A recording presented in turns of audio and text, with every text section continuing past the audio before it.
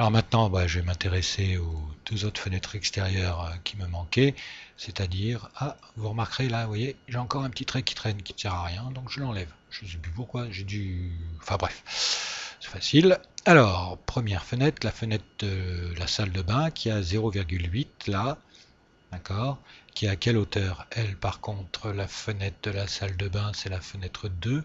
Je regarde, elle est beaucoup plus haute, à 1,5 m, c'est-à-dire qu'elle est à 40 cm plus haute que les fenêtres 1 par rapport au sol. Par contre, sa taille est exactement la même. Donc, qu'est-ce que je vais faire? Eh bien, encore une fois, j'y vais. Ça, je sais que c'est le trait qui est à 1,1 de hauteur. Eh bien, je vais remonter. Intersection 1,1, elle doit être à 1,5, donc je monte de 40 cm. Hein, on fait tous des maths là. Voilà. Et ça veut dire que c'est à partir de ce point de guidage que je vais prendre mes 0,8. Les voilà. Et je fais donc ma petite fenêtre qui fait 1,5, 1,1.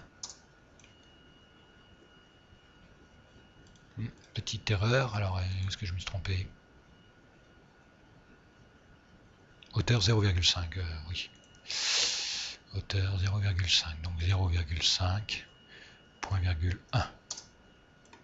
Ah, elle est à l'envers, c'est pas grave, vous avez vu, je reviens à 1,0,5.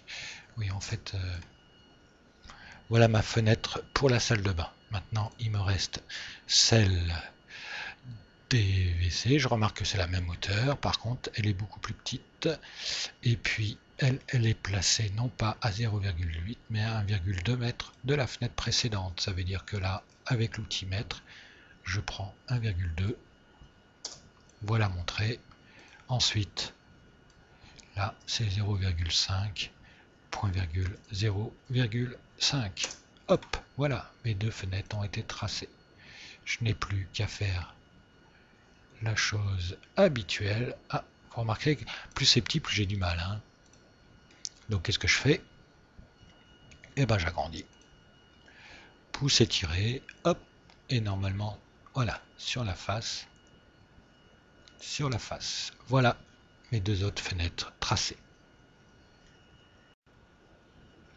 Donc maintenant, je vais m'intéresser à la porte-fenêtre. Donc la porte-fenêtre, hein, si je regarde ses caractéristiques, elles sont un peu particulières quand même, la porte-fenêtre. C'est deux battants qui font 2 mètres de hauteur, comme une porte normale. La largeur totale, c'est 1,4 x 2, donc en tout, ça fait 2,8. Voilà, et puis j'aurai un petit muret de 10 cm au centre. Voilà, donc ça veut dire 10 cm, ça veut dire que j'aurai 5 cm de chaque côté là. Donc mes battants, ils feront en fait 1,35. J'ai plusieurs possibilités pour le faire. Alors ma porte-fenêtre, elle part du bas, donc du sol. Alors là, vous remarquerez que j'ai oublié de faire le petit trait du sol. C'est pas grave, il est là. Hein. Je l'avais tracé ici, donc il est là. Je le fais et je vais jusque là. Le voilà. Donc ma porte va partir d'ici. Sur le plan, je vois qu'elle est à 0,8 m du bord. Ça veut dire qu'ici, je vais tracer ici un repère à 0,8. Le voilà, vous voyez, le petit point est là. Et à ce moment-là, je sais que mon rectangle, ce sera 2,8 sur 2. Donc je tape 2,8, point virgule 2. Le voilà. Et à ce moment-là, j'ai plus qu'à ouvrir. L'autre possibilité maintenant, c'est de créer point du milieu, vous voyez, je peux créer au point du milieu, là, je peux descendre ici, autre point du milieu, voilà, et puis de chaque côté, je fais un petit trait à 0,5 cm de chaque côté. Alors, l'autre possibilité encore plus simple, c'est je fais ça, je pousse, j'ouvre sur la face. Et à ce moment-là, je sais donc que mes deux battants, que d'ici au milieu j'aurai 1,4, je tape. Et que de chaque côté de ces 1,4 qui sera le milieu, j'aurai 0,05. Ah, il n'a pas aimé mon 0,05. Le premier en tout cas.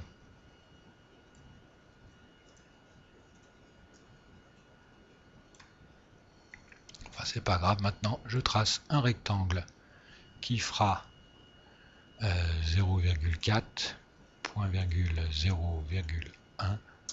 Voilà, là j'ai mon petit morceau de montant. Et ça y est, il doit être créé là, non?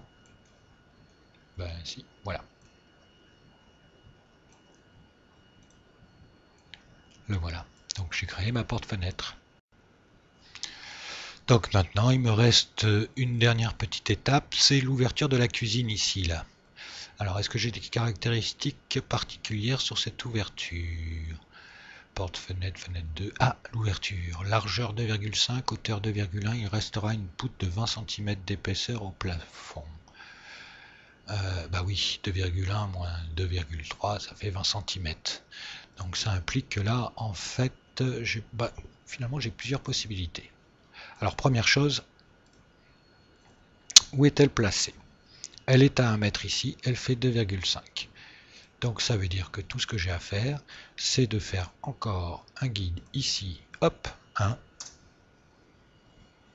Voilà, ensuite je fais 2,5, point virgule, 2,1. Voilà, c'est fait. Bon, finalement, on me donne beaucoup trop d'informations. Donc voilà la dernière partie effectuée. Je vérifie une dernière fois pour voir si je n'ai rien oublié. Ce qui m'étonne, c'est qu'il n'y ait qu'une fenêtre sur la cuisine. Si c'est ça. Voilà, tout est fait, sauf que je l'ai fait à l'envers. Vous voyez, là, j'ai laissé 1 mètre ici, alors que c'est 1 mètre ici. Pas grave, je fais... Voilà, j'annule mon guide et je recommence à partir d'ici. Hop, 1 mètre. Et puis là, je fais mon rectangle de 2,5. Donc 2,5, point virgule 2,1. Je perds du temps pour rien. Et voilà.